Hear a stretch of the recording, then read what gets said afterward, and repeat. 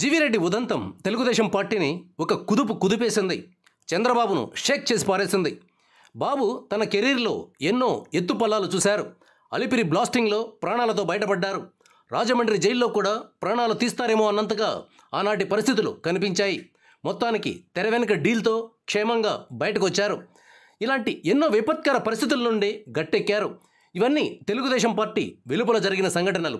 ఆయా సందర్భాల్లో పార్టీ కార్యకర్తలు, అభిమానులు బాబుకు వెన్నుదన్నుగా నిలబడ్డారు. పార్టీ నుండి, ప్రభుత్వం నుండి రూపాయి రాదని తెలిసినా బోలెడంత ఖర్చు పెట్టిన వాళ్ళు ఉన్నారు.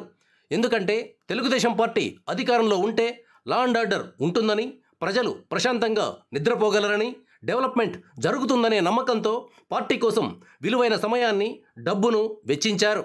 ప్రత్యర్థి పార్టీలు అధికారంలో ఉన్నప్పుడు ఎన్ని రకాలుగా వేధింపులకు గురిచేసినా లెక్క చేయకుండా వ్యాపారాలతో పాటు వ్యక్తిగతంగా నష్టపోయినా సరే పార్టీ కోసం నిలబడిన వాళ్ళు చాలామంది ఉన్నారు.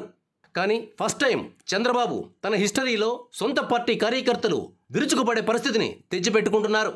ఏ పార్టీ వల్లైతే రాష్ట్రం నష్టపోయిందో, ఏ పార్టీ వల్లైతే టీడీపీ కార్యకర్తలు, అభిమానులు విపరీతమైన వేధింపులకు గురయ్యారో అలాంటి పార్టీ వాళ్ళతో బాబు రాజీ పడినట్లుగా అనేక రకాల ఆధారాలు కనిపిస్తున్నాయి. అధికారంలోకి వచ్చిన దగ్గర నుండి నేటి దాకా వైసీపీ అరాచకాలపై తూతు మంత్రంగా స్పందిస్తూ వస్తున్నారు. హిట్లర్ టైంలో నాజీలు ఎన్ని దురాఘాతాలకు పాల్పడ్డారో ఇంచుమించు అలాంటి అరాచకాలకు బులుగు ముఠ తెగబడింది. ప్రజల ఆస్తులను కబ్జా చేసింది, ప్రాణాలు తీసింది. వీటి మీద వేల మంది తెలుగుదేశం పార్టీ సెంట్రల్ ఆఫీస్కు వచ్చి ఫిర్యాదులు చేశారు. ప్రభుత్వం మారిన తర్వాత ప్రజలు ఇలా వెల్లువల ఫిర్యాదులు చేసిన సంఘటన ఇండిపెండెంట్ ఇండియాలో మరొక రాష్ట్రంలో జరగలేదు. ఇంతటి భయంకరమైన నేరాల మీద, ఘోరాల మీద చంద్రబాబు స్థానంలో ఎవరున్నా సరే ఒక స్పెషల్ ఇన్వెస్టిగేటివ్ టీమును కానీ, జ్యుడిషియల్ కమిషన్ను కానీ వేసి ఉండేవారు. చంద్రబాబు ప్రభుత్వం ఏం చేసింది? అర్జీలు తీసుకుంది. వాటి మీద పురోగతి ఏమిటి అన్నది చెప్పిన దాఖలాలు లేవు. గతం గతహ అన్నట్లుగా అన్నీ మర్చిపోయి కొత్తగా జీవితాలను మొదలెట్టుకోండి అని కర్మ సిద్ధాంతం చెప్తున్నట్లుగా బాబు ధోరణి ఉంటోంది. ఇక లోకేష్ సంగతి మరీ అన్యాయంగా ఉంది. ప్రతిపక్షంలో ఉన్నప్పటి లోకేష్కు ఇప్పటి లోకేష్కు పోలికే లేదన్నట్లుగా ఆయన తీరు ఉంది. తాతకు, తండ్రికి చెడ్డ పేరు తీసుకొచ్చే పనిని ఎట్టి పరిస్థితుల్లోనూ చేయనని లోకేష్ చెప్పేవారు. ఇప్పుడు వైసీపీ కాంట్రాక్టర్లతో రాజీ కుదుర్చుకుంటున్నారనే వార్తలు వస్తున్నాయి. అప్పటికి ఇప్పటికీ తేడా ఏమిటంటే అరాచకం లేదు, డెవలప్మెంట్ ఉంది. అయితే అవినీతి మాత్రం యథావిధిగా కొనసాగుతోందనే మాట వినిపిస్తోంది. ఈ వారం జమీన్ రైతులు రాసింది చెప్తే టీడీపీ అభిమానులు చాలా బాధపడతారు. ఎందుకు లోకేష్ ఇలా వ్యవహరిస్తున్నారో అర్థం కావడం లేదు. ప్రశాంత్ కిషోర్ను కలవాల్సిన అవసరం ఏంటో అర్థం కాదు. ఈ పీకే అనేవాడు ప్రజాస్వామ్యానికి పట్టిన ఒక వైరస్. అలాంటి వాడి సలహాలతో రాజకీయం చేయడాన్ని ఎట్టి పరిస్థితుల్లోనూ హర్షించలేం. ప్రజలను నమ్ముకోండి, నెత్తిన పెట్టుకుంటారు. పీకే లాంటి వైరస్ల వల్ల లాంగ్ టర్మ్లో నష్టం తప్ప లాభం కలగదు. వైసీపీ హయాంలో దారుణాలకు పాల్పడిన అధికారులను పీఎంఓలో ఇతర కీలకమైన చోట్ల ఎందుకు నియమించుకున్నారు అన్నది అర్థం కాని ప్రశ్న. ఏమైనా అంటే అధికారులను పక్కన పెడితే పని చేయించుకోవడానికి ఎవరు దొరకరు అంటారు. హానెస్ట్గా, ఎఫిషియెంట్గా పనిచేసే అధికారులు లేరని సమర్థించుకుంటారు. ఎంత అర్థరహితమైన వాదనది. కీలకమైన స్థానాలు ఎన్నుంటాయి? మహా అయితే ఒక అరడజనుంటాయి.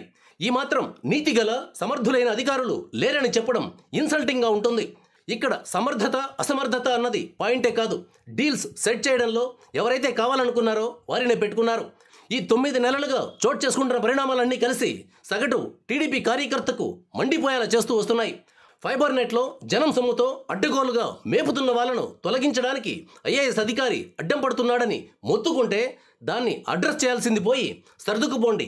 ఐఏఎస్లు దేవుళ్ళు, పైగా వాళ్లకు కులాలుంటాయి. అందులో కూడా పెద్ద కులాలకు చెందిన వాళ్ళను అస్సలు టచ్ చేయలేరని ఆంధ్రజ్యోతి రాధాకృష్ణ సూత్రీకరించారు. అధికారుల విషయంలో కులాన్ని బట్టి నిర్ణయాలు తీసుకోవాలన్నమాట. ఆంధ్ర జాతికి పట్టిన అతిపెద్ద దౌర్భాగ్యం ఈ కులజాడ్యం. అక్కడ జీవిరెడ్డి రిజైన్ చేశాడు అనే దానికంటే కూడా ఆయన ఒక ట్రిగ్గర్ పాయింట్ లాగా మారారు అనడం కరెక్ట్గా ఉంటుంది. జీవిరెడ్డి కాకుంటే మరో సందర్భంలో అగ్నిపర్వతం బద్దలయ్యేది. రాధాకృష్ణ కొత్త పలుకు రాసిన రోజే ఆయన పత్రికలోనే ఫైబర్ నెట్ రిపోర్టుపై పెద్ద వార్త రాశారు.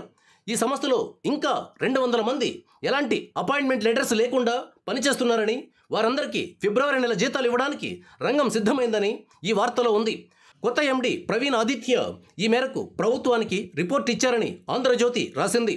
9 నెలల తర్వాత కూడా ఇలా ప్రజల కష్టార్జితాన్ని అక్రమంగా బులుగు ముఠాకు ధర పోస్తుంటే టీడీపీ కార్యకర్తలకే కాదు సామాన్య జనానికి కూడా మండిపోతోంది. ఇంత చేతగానితనమా అని సూటిగా నిలదీస్తున్నారు. రాధాకృష్ణ జగన్ గురించి పవన్ గురించి చేసిన వాదనలో కూడా పసలేదు. సొంత పార్టీ వాళ్లే ప్రభుత్వాన్ని విమర్శిస్తే జగన్ను గెలిపించిన వారు అవుతారు అని ఆర్కే చెప్పుకొచ్చారు. మళ్ళీ బులుగు పార్టీకి ఓటేసేటంత పరిస్థితిలో ఆంధ్ర ప్రజలు లేరు.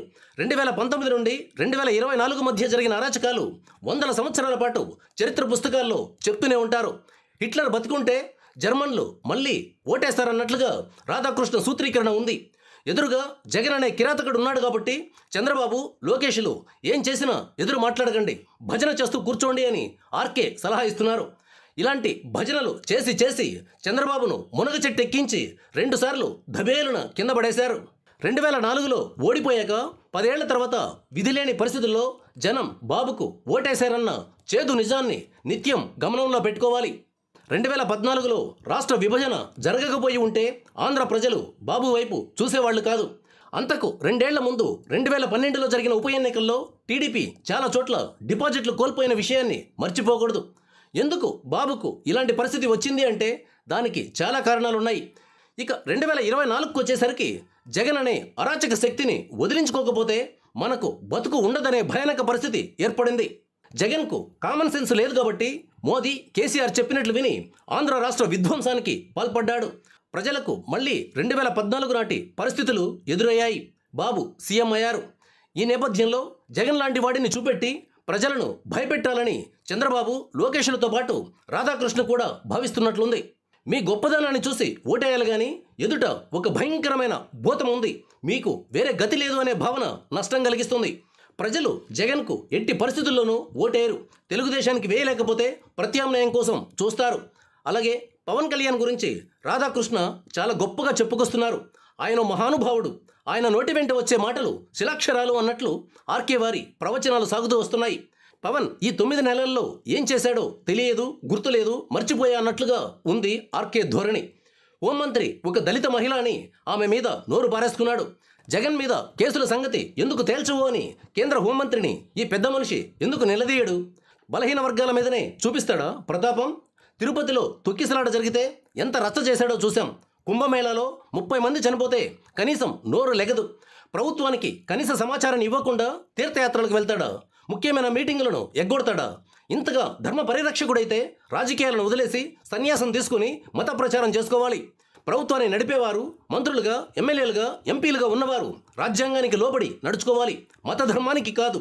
ఇది ప్రజాస్వామ్య మౌలిక సూత్రం. ఈ బేసిక్ క్వాలిటీనే తనకు లేదని పవన్ కళ్యాణ్ పదే పదే చెప్తున్నాడు. ఇలాంటి వ్యక్తి మాట్లాడే మాటలకు విలువ ఉంటుందా? 2019 ఎన్నికల దాకా నేను చేగువీరాకు భయంకరమైన శిష్యుడిని, మాయావతి కాళ్లకు మొక్కుతా, అసలు నా అంతటి సెక్యులరిస్ట్ లేనే లేడు అని శపథాలు చేశాడు. ఇప్పుడు నా అంతటి సనాతని లేడని డైలాగులు కొడుతున్నాడు. ఈయన గారు 15 ఏళ్ల పాటు చంద్రబాబుతో కలిసి ప్రయాణం చేస్తానని చెప్తుంటే మీరు నమ్మి తీరాలని రాధాకృష్ణ గారు మనకు ఉపదేశం ఇస్తున్నారు. చంద్రబాబు గారు ఈ రాధాకృష్ణను ప్రభుత్వంలో ఉన్న భజన్ లాల్స్ను నమ్ముకునే ముందు 2004లో 2019లో ఏం జరిగిందో అప్పుడప్పుడు గుర్తు చేసుకుంటూ ఉండండి. సద్విమర్శ చేసేవాడు దొరకడం అదృష్టంగా భావించండి. తప్పులను దిద్దుకోవడానికి ప్రయత్నించండి. వైసీపీ వాళ్లతో రాజీ పడడం మానేయండి. వైసీపీ కోవర్టులుగా ఉన్న అధికారులను పక్కన పడేయండి. జగన్ మీద కేసులు పెట్టడానికి మోదీ అడ్డం పడచ్చు. కాదంబరి జత్వానీ కేసులో జిందాల్ దాకా పోయే పరిస్థితి లేకపోవచ్చు. కానీ అవకాశం ఉన్న చోట అరాచక శక్తుల మీద కేసులు పెట్టి కోర్టు ముందు నిలబెట్టకపోతే పార్టీ కార్యకర్తలు, అభిమానులు టైమును, డబ్బును కేటాయించే పరిస్థితి ఉండదని గుర్తుపెట్టుకోండి. మాట్లాడితే కక్ష తీర్చుకునే ఉద్దేశం లేదు అనే డైలాగును వదిలిపెట్టండి. మిమ్మల్ని జగన్ లాగా చేయాలని ఎవరూ అడగడం లేదు. జరిగిన అరాచకాల మీద ఆధారాలు ఉన్న చోట్ల యాక్షన్ తీసుకోమని మాత్రమే అడుగుతున్నారు. ఇది చాలా న్యాయమైన డిమాండ్. దేశంలో ఏ రాజకీయ పార్టీ కార్యకర్తలైనా ఇలా తిరగబడిన దాఖలాలు ఉన్నాయా అని రాధాకృష్ణ గారు ప్రశ్నించారు. ఉండవు. ఈ దేశంలో మిగతా రాజకీయ పార్టీ కార్యకర్తలకు, తెలుగుదేశం పార్టీ కార్యకర్తలకు చాలా తేడా ఉంది. ఈ పార్టీని నిలబెడుతోందే కార్యకర్తలు. మిగతా పార్టీల్లో పనిచేసే వారిలో పెద్ద పర్సెంటేజ్లో మెదడు వాడరు. తప్పుడు ప్రచారాలు చేయడం, ప్రజల మధ్య విద్వేషాన్ని నింపడం, సమాజాన్ని కలుషితం చేయడం అనే ప్రాతిపదికన ఈ దేశంలో రాజకీయ పార్టీలు నడుస్తున్నాయి. తెలుగుదేశం తీరు అలా కాదు. టీడీపీ కోసం పనిచేసేవారు చాలా వరకు సొంత కాళ్ల మీద నిలబడిన వారై ఉంటారు. ఉద్యోగమో వ్యాపారమో చేసుకుంటూ పార్టీ కోసం టైం కేటాయిస్తున్నారు. టీడీపీకి టైం ఇవ్వడం అంటే అర్థం ఇండైరెక్ట్గా సమాజ పురోగతికి దోహదం చేయడమే. పదవులు ఇవ్వలేదు, న్యాయం చేయలేదు అనే భావన కొద్ది మందిలో ఉంటే ఉండొచ్చు కానీ అసలు ఏనాడు పార్టీ ఆఫీస్ గడప తొక్కని వాళ్ళు ఎంతోమంది టీడీపీ కోసం శక్తికి మించి పనిచేస్తున్నారనే సంగతిని గుర్తుపెట్టుకోవాలి.